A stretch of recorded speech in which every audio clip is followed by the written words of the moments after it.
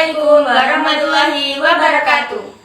Halo semuanya, selamat datang di podcast NBS. Ngabuburit bareng SMP Negeri 3 Genteng. Aku Evelyn. Dan aku Safira. Kali ini kita bakal ngobrol topik yang sering jadi tantangan setelah Ramadan nih Fir, yaitu menjaga istiqomah setelah Ramadan. Wah, ini topik yang pas banget ya. Soalnya banyak orang yang ngerasain hal yang sama. Pas Ramadan semangat ibadahnya luar biasa, tapi setelah Ramadan selesai semangatnya malah menurun. Nah bener banget, aku juga ngerasain gitu. Di bulan Ramadan rasanya lebih gampang buat sholat tepat waktu, baca Quran tiap hari, bahkan tahajud. Tapi setelah Ramadan selesai, kenapa semangat kita untuk melakukan itu semua malah menurun? Iya, itu wajar banget ya. Karena di Ramadan suasananya sangat mendukung. Masjid penuh, banyak pengajian, buka puasa bareng, ada dorongan dari sekitar. Setelahnya kita balik ke rutinitas, jadi kalau nggak ada usaha buat menjaga semangat itu, ya lama-lama luntur. Nah, kenapa sih setelah Ramadan tuh kita jadi lebih gampang kendor dalam ibadah? Ada beberapa faktor. Yang pertama, Ramadan itu spesial, penuh berkah, dan ada dorongan dari lingkungan. Yang kedua, setelah Ramadan kita balik ke kesibukan sehari-hari seperti bekerja, sekolah, aktivitas lain yang bisa bikin kurang fokus ke ibadah.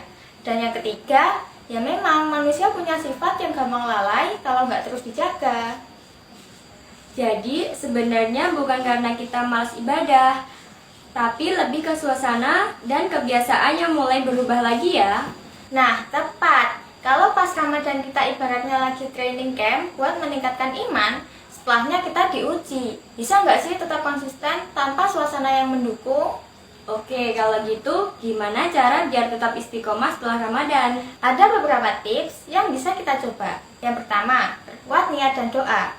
Jangan anggap ibadah cuma buat Ramadan aja. Kita harus niatkan buat istiqomah sepanjang tahun. Sering-sering doa minta Allah jaga hati kita supaya tetap dalam kebaikan. Rasulullah SAW sering berdoa, ya muqallibal qulub, sabit qalbi ala dinik. Yang kedua, buat target ibadah yang realistis. Kalau pas Ramadan bisa baca 1 juz per hari, setelahnya bisa dikurangi jadi beberapa halaman. Yang penting rutin ya. Yang ketiga, cari lingkungan yang baik. Teman dan komunitas itu penting banget. Coba gabung ke grup kajian atau punya teman yang bisa saling mengingatkan dalam ibadah. Yang keempat, ingat tujuan akhir.